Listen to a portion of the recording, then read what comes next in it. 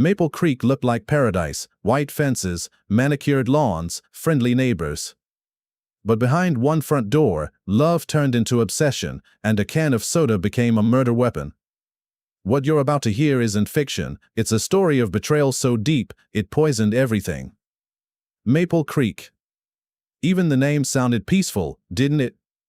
Nestled amongst rolling hills just far enough from the bustle of Bridgeport, it was the kind of town people dreamed of escaping to. Manicured lawns stretched out like perfect green carpets, sprinklers performed their rhythmic dances on summer afternoons, and neighbors genuinely seemed to look out for one another. It was suburban life polished to a high gleam, a community built on shared values, potlucks, and the quiet pride of well-maintained property values. An idyllic setting, truly. You could almost forget the complexities and darkness that often churn beneath such placid surfaces. At the heart of Maple Creek's social tapestry, or at least very near it, was Eleanor Hayes. 48, vibrant, with a laugh that could make even the most stoic resident smile, Eleanor embodied the town's successful, friendly spirit. She ran a thriving interior design business downtown, her taste impeccable, her energy boundless. People didn't just respect Eleanor, they genuinely liked her. She remembered birthdays, organized charity drives, and always had time for a chat over the picket fence. She was, by all accounts, living a beautiful life in a beautiful home on the town's most desirable tree-lined street. Her family seemed to complete the perfect picture. There was Marcus Thorne, her husband, handsome, attentive, and a good 16 years her junior. Eyebrows might have initially raised at the age gap, but Marcus, with his easy charm and successful career in finance, had won over Maple Creek. They appeared devoted, a modern couple making it work beautifully. And then there was Olivia, Evelyn's 19-year-old daughter from her first marriage. Bright, ambitious, already navigating the demanding pre-med track at nearby Northwood University, Olivia was clearly the apple of her mother's eye. The bond between mother and daughter was palpable, a source of strength and joy for them both. They were the Hayes-Thorne unit, successful, happy, integrated seamlessly into the flawless fabric of Maple Creek. But perfection is often just a carefully constructed facade, isn't it? Look closer, perhaps, and you might catch the fleeting shadows. The way Marcus's charm sometimes felt a little too practiced. The occasional, quickly masked flicker of something unreadable in Evelyn's eyes, despite her ready smile. Hidden secrets rarely stay buried forever. Whispers, like creeping vines, have a way of finding cracks in even the most solid walls. The town slept under a blanket of perceived safety, unaware that the foundations of one of its most admired families were trembling, threatening to collapse into unimaginable horror. The carefully constructed tranquility of Maple Creek was about to be irrevocably broken, starting on a seemingly ordinary spring morning. The quiet hum of the suburban street did little to mask the tension radiating from the Hayes residence as Detective Isabella Rossi stepped out of her unmarked sedan. 15 years with the Maple Creek police hadn't dulled the sharp edge of her perception. If anything, they'd honed it. Experience etched lines around eyes that missed nothing, and intuition whispered warnings others often ignored. She pulled on latex gloves, the snap echoing slightly in the unnaturally still air. The initial responding officers had done their job, securing the crime scene with yellow tape that fluttered like anxious birds in the faint breeze. Standard procedure. Necessary, but Rossi always felt the real work began inside the tape, within the silent narrative of the scene itself. She ducked under the tape, nodding curtly to the uniformed officer guarding the door. Inside, the house felt staged. Too neat. A palpable wrongness hung heavy, thicker than the scent of stale coffee and something vaguely chemical. Rossi's gaze swept the living room, cataloging details with practiced efficiency. No sign of forced entry on the sturdy oak door or the windows. A high-end purse sat undisturbed on the entryway table, its contents likely untouched. Robbery wasn't a motive here. These initial observations were textbook, things any competent officer would note. Yet, for Rossi, they felt less like clues and more like deliberate stage setting. Too clean. Too obvious. Her focus tightened as she entered the kitchen. And there it was. The victim, Eleanor Hayes, lay sprawled awkwardly near the island counter. But it wasn't just a body that snagged Rossi's attention. It was the can of cheap Diet Cola lying near the outstretched hand, a small, dark pool spreading sluggishly across the pristine tile. Something prickled at the back of her neck, that familiar intuition, the gut feeling that screamed louder than any siren. This wasn't a simple medical event. The position felt unnatural, the scene too tidy except for that single, damning disruption. Why that drink? Why there? Bag it, Rossi instructed the forensics tech already hovering nearby, her voice low but firm. Carefully. I want a can, the liquid, residue samples from the floor around it, and swabs from the counter. The police investigation pivoted in that instant, shifting from presumed natural causes to active suspicion. Evidence collection began meticulously, each sample documented, photographed, and sealed. Rossi watched them work, her mind already racing ahead, piecing together the initial steps. Securing the scene was done. Initial observations logged. But that felt like the first real thread. Everything else seemed designed to deflect, but the soda felt like a mistake, an anomaly demanding explanation. The unsettling atmosphere of the perfect house now felt charged with deadly secrets, waiting to be unraveled. The team's methodical work was just a beginning. The real challenge lay in deciphering the story whispered by a discarded aluminum can. That discarded can became the silent starting point for Detective Isabella Rossi's interrogations, the tangible anomaly in a house whispering lies. First up was Marcus Thorne, Eleanor's husband. Rossi recalled the report of his hysterical phone call to Olivia earlier, a man supposedly losing his mind with grief. The man sitting opposite her now in the stark interview room at the Maple Creek police station, however, was anything but hysterical. His composure was a carefully constructed wall, his grief performed rather than felt. Too smooth. I was in back-to-back meetings all morning, Marcus stated, his voice level, almost detached. Downtown office. My assistant can verify. His alibi seemed solid, perhaps too meticulously detailed for someone supposedly reeling. When Rossi gently probed the state of his marriage, inconsistencies emerged like hairline cracks. He spoke of devotion, yet stumbled recalling their last real conversation. Eleanor, she had her own world, he offered vaguely. Then came the slip Rossi had half expected. Discussing Olivia Hayes, Eleanor's daughter, his tone shifted. Poor girl. Absolutely devastated. I'll need to be strong for her now, make sure she's taken care of. The possessiveness was subtle, but Rossi clocked it. An unsettling undercurrent beneath the polished grief. Next was Olivia Hayes herself. The daughter's grief, unlike her stepfather's, was painfully raw. Tears streamed freely as she recounted finding her mother, her voice choked with disbelief. 19 years old, thrust into a nightmare. Her alibi was straightforward, studying in her room, headphones on. She seemed genuinely cooperative, desperate for answers. But the dramatic irony was thick enough to cut with a knife when she spoke of Marcus. He's been amazing, detective, she sobbed. Trying to hold everything together for me. I don't know what I'd do without him. Rossi felt a pang of sympathy for the distraught young woman, but the warped family dynamic solidified her unease. Olivia saw a supportive father figure, Rossi saw burgeoning obsession playing a long game. Finally, Chloe Vance, Eleanor's supposed best friend, sat fidgeting under the fluorescent lights. Nervousness radiated off her in waves. She initially denied anything unusual, but Rossi's patient, probing questions eventually broke her down. The affair tumbled out, a year-long secret tryst with Marcus Thorne. Guilt warred with defensiveness in her voice. It just happened. I felt awful, betraying Eleanor like that, but Marcus. Then came the bitterness, the jealousy. He ended it. A few weeks ago. Said he'd fallen for someone else. Wouldn't say who. Chloe suspected Olivia, her eyes flashing with hurt and anger. Her alibi, a verifiable real estate showing across town, checked out. Solid. But motive? Jealousy was a powerful one.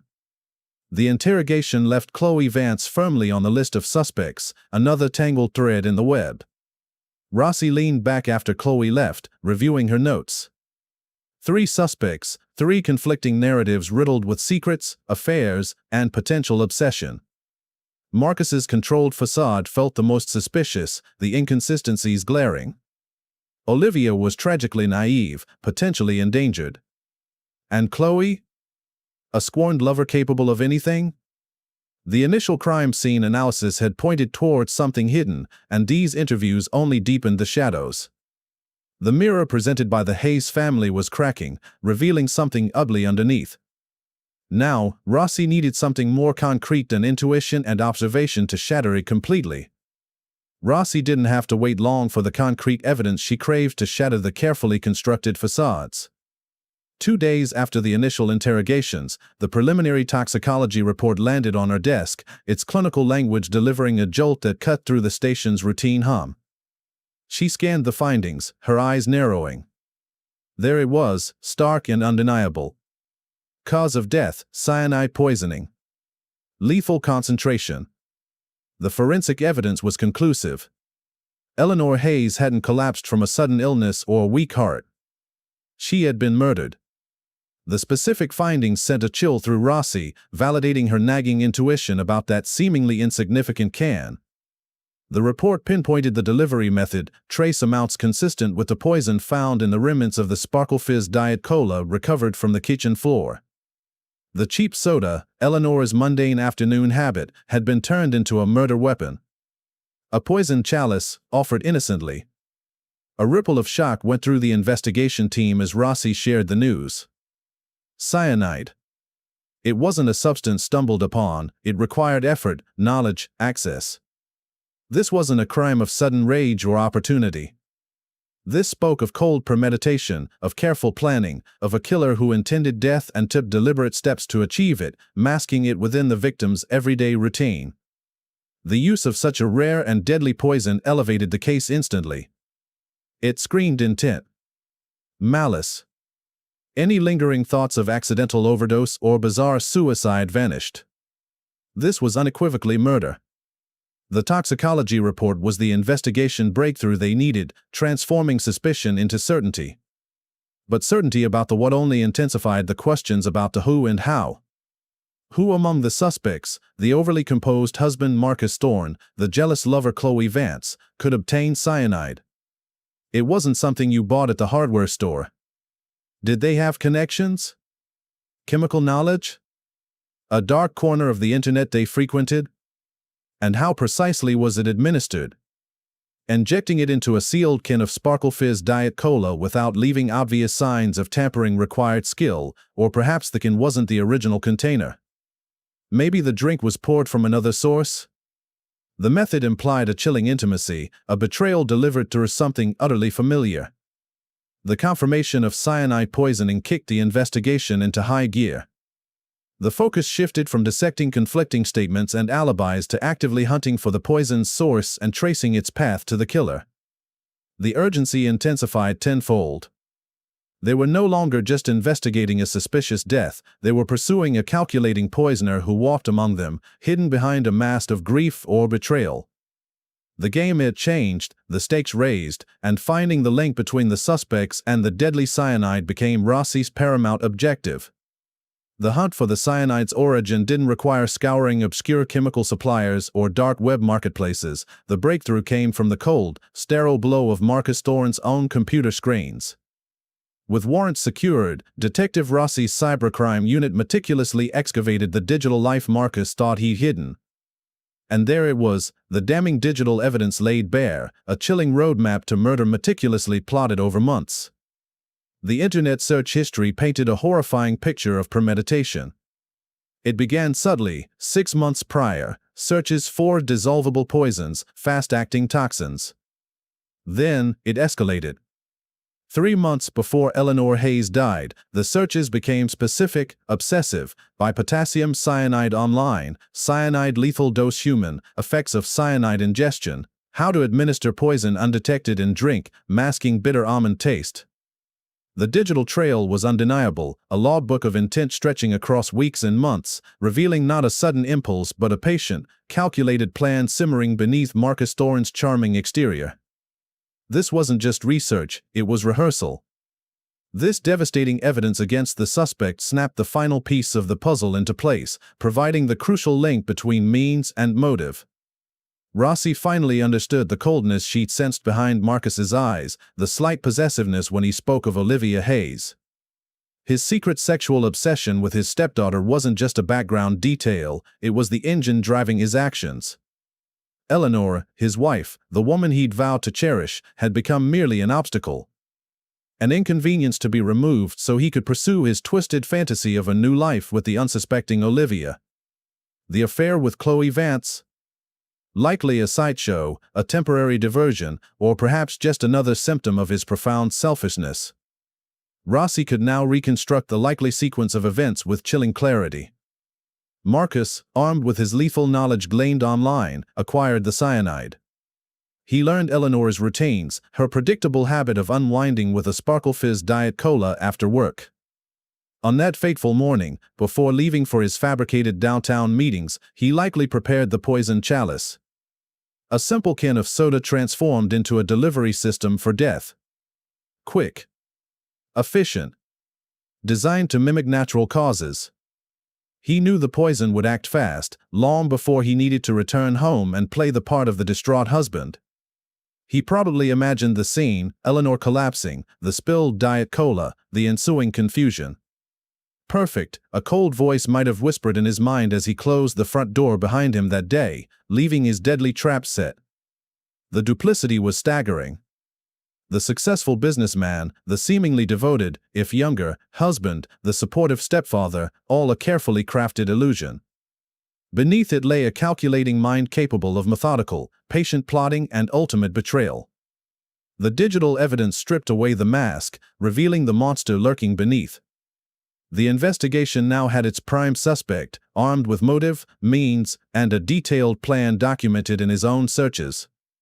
Armed with the chilling digital evidence laying out months of premeditation, Detective Rossi didn't hesitate. The arrest of Marcus Thorne at his upscale downtown office sent shockwaves through the quiet community of Maple Creek.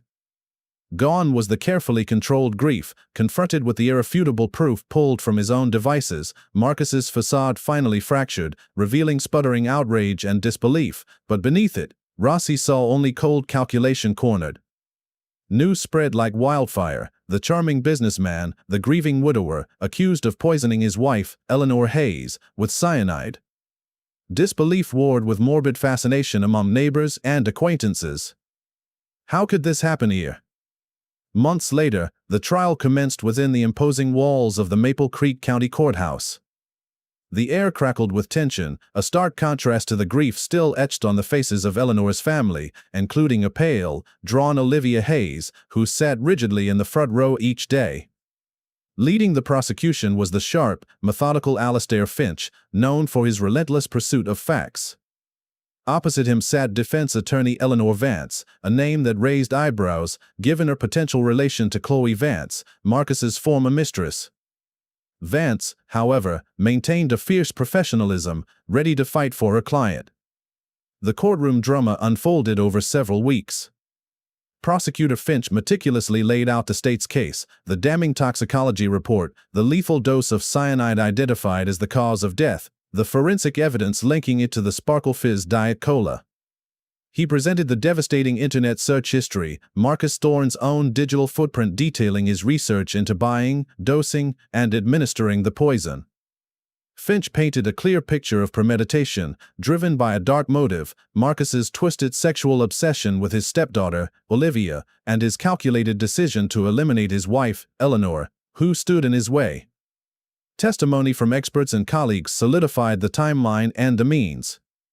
Defense attorney Eleanor Vance fought back tenaciously. Unable to refute the searches or the poison, she attempted to sow seeds of doubt. She portrayed Marcus as a man under immense stress, possibly mentally unstable, suggesting his searches were morbid curiosity, not concrete plans. She attacked the lack of direct evidence. No one saw Marcus put the cyanide in the Diet Cola can. Could someone else have had access? Could the digital evidence have been compromised? It was a strategy aimed at creating just enough reasonable doubt, despite the mountain of circumstantial evidence pointing directly at her client. Throughout the testimony, Olivia Hayes remained a tragic figure, forced to confront the horrific betrayal by the man she'd considered a protector. The emotional toll on her and Eleanor's family was palpable, a silent counterpoint to the lawyer's arguments. Finally, the case went to the jury. The deliberation felt agonizingly long, the courthouse corridors thick with anticipation. When the jury returned, the tension was unbearable. The foreman stood, cleared his throat, and delivered the verdict, guilty. First-degree murder. A collective gasp echoed through the gallery, followed by stifled sobs from Eleanor's family. Marcus Thorne remained impassive, his mask back in place, though his eyes held a flicker of nothingness. The judge later imposed the mandatory sentence, life in prison, without the possibility of parole. Justice, in the eyes of the court, had been served. Though justice locked Marcus Thorne away, the gavel's final strike in the Maple Creek County Courthouse echoed far beyond its walls, marking the beginning of a long, painful aftermath for everyone scarred by his calculated cruelty. The verdict brought legal closure, but the emotional wounds remained raw, forever altering the landscape of several lives and the community itself. Marcus Thorne exchanged his tailored suits and corner office for the drab uniform and stark cell of the state correctional facility. His charm found no purchase here. He became just another inmate, albeit one carrying a certain dark notoriety, the husband who poisoned his wife over a twisted obsession. The luxury and control he craved were replaced by rigid routines and the constant, dehumanizing reality of prison life. Reports suggested he remained aloof, perhaps incapable of genuine remorse, forever trapped within the cold confines of his own narcissism as much as the prison walls. A stark consequence, yet somehow unsatisfying given the devastation he'd wrought. For Olivia Hayes, the consequences were immeasurable. The trial forced her to confront the unthinkable betrayal by the man she'd viewed as a father figure, shattering her world alongside the brutal loss of her mother, Eleanor. The trauma ran deep. Her promising path at Northwood University was put on hold as she retreated, overwhelmed by grief and the terrifying knowledge of Marcus's obsession. Healing became a slow, arduous process, navigated through intensive therapy sessions and the quiet, unwavering support of Eleanor's remaining family and a few loyal friends. The Maple Creek community, initially rocked by the scandal, showed its better side, offering quiet gestures of support, casseroles left on the doorstep, heartfelt cards, respectful silence. Olivia's resilience became a quiet testament to her inner strength, though the journey toward reclaiming her future remained long and uncertain. Moving on wasn't about forgetting, it was about learning to live with the scars. Chloe Vance found herself trapped in a different kind of prison, one of public judgment and personal guilt. Her affair with Marcus, exposed during the investigation, made her a pariah in Maple Creek. Whispers followed her, her real estate business suffered, and the awkwardness, potentially amplified by her sister Eleanor Vance having defended Marcus in court, became unbearable. Whether driven by shame, the need for escape, or a combination of both, Chloe eventually made the difficult decision to leave. Selling her agency and home, she quietly disappeared from Maple Creek, hoping to find anonymity and rebuild her life far from the painful reminders and accusing glances. The crime left an indelible mark on Maple Creek itself. The illusion of suburban safety was fractured. Doors were locked more diligently, a subtle current of suspicion replacing the old, easy trust among neighbors. The horrific details of Eleanor Hayes' murder served as a grim reminder that darkness could lurk behind the most welcoming facades. Yet, amidst the lingering unease, Eleanor's friends worked determinedly to honor her memory, focusing on her warmth, her community spirit, and her love for life, ensuring that the final narrative wasn't solely defined by the tragic manner of her death, but by the light she brought into the world. The scars remained, but so did the efforts to remember and heal. While Maple Creek works to remember Eleanor Hayes for the light she brought, the shadow cast by her murder lingers, a chilling conclusion to a story woven from deception and obsession. The case itself reached its legal end, a vibrant woman dead from cyanide poisoning, betrayed by the husband whose charming facade concealed a meticulous plan fueled by a disturbing fixation on his own stepdaughter. Marcus Thorne, exposed by his own digital trail, now resides behind bars, a stark symbol of suburban tragedy. Yet, The echoes of his actions resonate far beyond prison walls, leaving indelible marks on those left behind. This suburban tragedy serves as a potent, unsettling reflection on the vast difference between appearance and reality.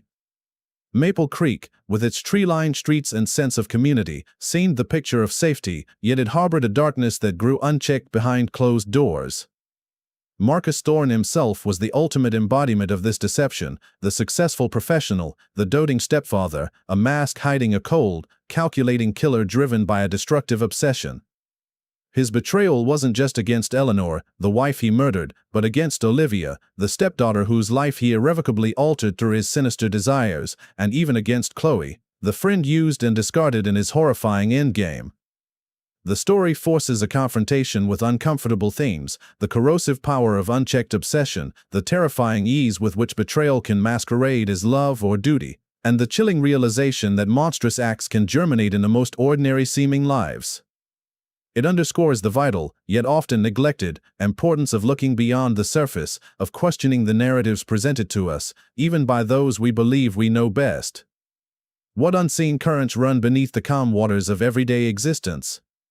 The lasting impact on Olivia Hayes, robbed of her mother and her innocence, and on a community forced to question its own sense of security, speaks volumes about the fragility of trust. Once shattered so profoundly, trust becomes a difficult ghost to lay to rest. Questions linger, not about the facts of the crime, but about the deeper what-ifs. Were there signs missed? Could anything have diverted Marcus from his deadly path? These unanswerable queries contribute to the lingering shadow, the unsettling feeling that the capacity for such darkness might lie closer than we care to imagine. The case of Eleanor Hayes is closed, but the story remains a somber testament to the hidden complexities of the human heart and the devastating consequences when obsession eclipses humanity.